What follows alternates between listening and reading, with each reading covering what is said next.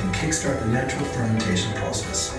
All our grain comes from family farmers we've been working with for generations. Every truckload is inspected and tested to ensure superior quality. Then the grains are loaded into silos. To make fine. It's significant for a couple of reasons. First off, and probably most important, is that Tom Bullock was the first black man to write and publish a cocktail book. And he did it in 1917. And he had to publish it himself because no one else is going to do that for him. So that's a pretty important thing. The other thing about this book that I think is pretty significant is that it is a cocktail book. So, but when you look at it, there's lots going on there in terms of pages. There's a lot of pages in there. And the reason for that is that there's over 150 recipes. Wow. And the really interesting thing about that is that all of those recipes are Tom Bullock's. Wow. He didn't take somebody else's recipes and put them into his cocktail book. So those are very, very significant things about this book. I have heard that, if you go through the gift shop there, you might be able to find a copy of this. You might also find a copy. Oh. If you want to get a bag, let me know. I apologize. There's a copy of that book in your bag. So I would go ahead and take a look at that. There's a lot of good things in there. Tom Bullock was well known also for his mint juleps, and he made a very, very good mint julep. So try the cocktails out. If you get a book, take it home with you. Get the ingredients, try a cocktail out. Because again, cocktails are not really hugely difficult. And if you follow the recipes for the cocktail, you're going to be fine. And you're going to have some really nice things. When we first made the old fashioned, that was the first thing that we made when we were putting together this program. And I was working with a guy who used to work. Okay, hi. So, good morning. Can you just tell me your name and why you decided to start this museum? Well, my name is Lamont Collins. I'm the founder and CEO of Roots 101 African American Museum. I founded the museum because our story is not told, and the connection of African Americans to Africa has been disconnected and not connected.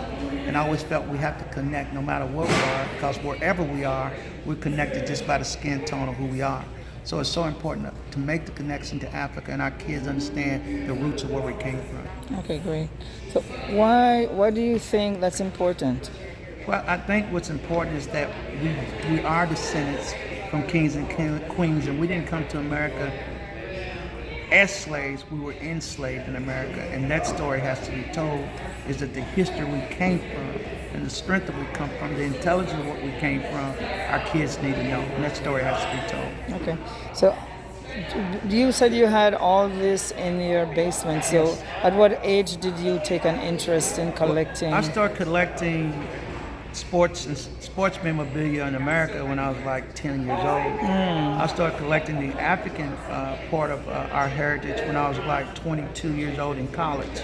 I had a roommate, his dad was out of shape for Senegal, and I just got an interest in collecting black art or African art, and that's how I got started. Okay, great. So are you, is someone cataloging these in a book?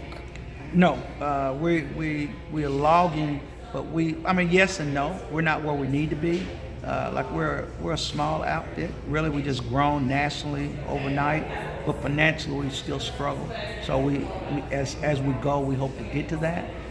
But that's something that's the next struggle. The main thing is to show our story, and then I can go ahead and record our story. Okay, great. So is there anything else you want to share with the audience? I love the opportunity to share with other cultures that look like us, and understand the importance of our connection always. Okay, great. Thanks. All right, thank you. Yes. William Walker. William Walker. George Garrett Lewis. George Garrett Lewis. Dave Hurd. Dave Hurd. Isaac Murphy. Isaac Murphy. Erskine Henderson. Erskine Henderson. Isaac Lewis. Isaac Lewis. Alonzo Lonnie Clayton. Alonzo Lonnie Clayton. James Sue Perkins. James Sue Perkins. Willie Sims. Willie Sims. Jimmy Wingfield. Jimmy Winfield. And with that, you guys have participated in keeping our history going a little bit longer. Thank you so much. To put in perspective for what this is the grave marker for Isaac Murphy. Isaac Murphy is the jockey that I told you about that won those 3 Kentucky Derbies. His last 2 were back-to-back, won 44% of the races that he was in. Arguably put horse racing on the map, especially for African American men in the sport. A lot of jockeys that followed after him wanted to be exactly like him. Now you might be wondering, why do we have his head so big? Later on in life, after Isaac Murphy had died, there was a lot of records that weren't very well kept. One of those was where he was buried. A lot of books and guides said that he was buried in Kentucky, but they didn't know where. Some said that he was buried in New York or California. He was born here in Kentucky, and he died here. He was buried at a cemetery of 2. They did not have a name. It was called African American Cemetery Number 1 and African American Cemetery Number 2. Now, the gentleman that's in this photo down here, this is Eugene Weber. A man named Frank Voorhees wanted to clear some things up about Isaac Murphy. And that's why we have to be together. And that's why, again, we... You can hear it. You can. Oh, yeah. Because in a couple of weeks, I'm doing something called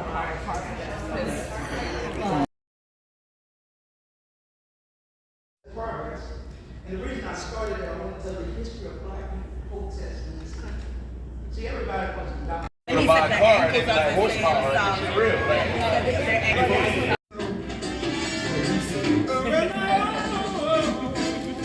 Yeah, baby. He wrote that song about me back in 1956 when it became the 3rd tune to reach #1 on Billboard's best-selling rhythm and blues charts. Ray Charles wrote that song about me when I began to tour with him all over the United States as the first and only featured female singer to ever sing with the Ray Charles Band. Yeah, those were some great days. But before meeting Ray, at age 32, my life was both tragic and traumatic. I was born in Henderson, Kentucky, where my mama Annie and my daddy Damon, well, they were sharecroppers who barely made enough to feed me and my other siblings. And when I was just 4 years old, my daddy was murdered right in front of me by old man Thompson, the white man he worked for, during a gambling dispute. Because us children were so young, we weren't allowed to go to the funeral. Oh my God. So we decided to have our own funeral, our own way. Because we love going to church and listening to the music, and I love to sing. I, of course, was the lead singer. And my brother Robert, well, he was the preacher. We moaned. Thank you. Look at the Bourbon. How's everybody doing today? Good. Good. I like to hear that. I don't get outside very much. It's kind of nice to know that it's at least a pretty nice day. It is a nice day outside, right? It's hot. So, is it? Well, that's even better. So, we love to hear that. So, welcome to my establishment. My name is Thomas Bullock, but you can call me Tom. It's been a very interesting century so far. It's 1932 for gosh sakes, and all kinds of really bad things have happened. But we're working our way through all of it. Now, I do have many former patrons of mine coming in to see me and saying, "Hello, Tom, how are you?" And I tell them I'm doing just fine. How are you?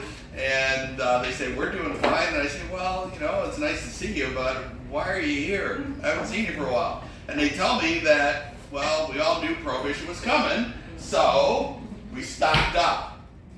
We'd be ready for it. Unfortunately, none of us thought it was going to last this long, so we ran out. We're coming back to see you. I say, great, glad to see you. We'll have some whiskey here as we're going through things. So, a couple of things to mention to you. Many of you folks will say, well, Tom, you know, you do tastings all the time. Tell us how to do one. Certainly, I can do that for you.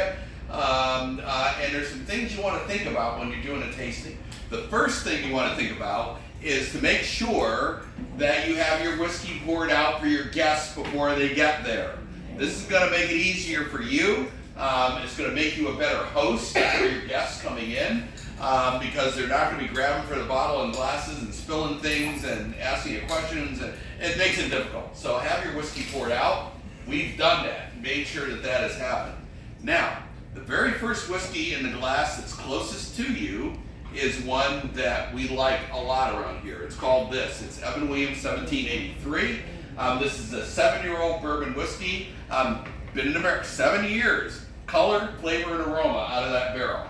Those three things we'll talk about quite a bit today. Bottled at 90 proof, so it does have a nice alcohol content to it. I do need to share with you, though, a couple of things.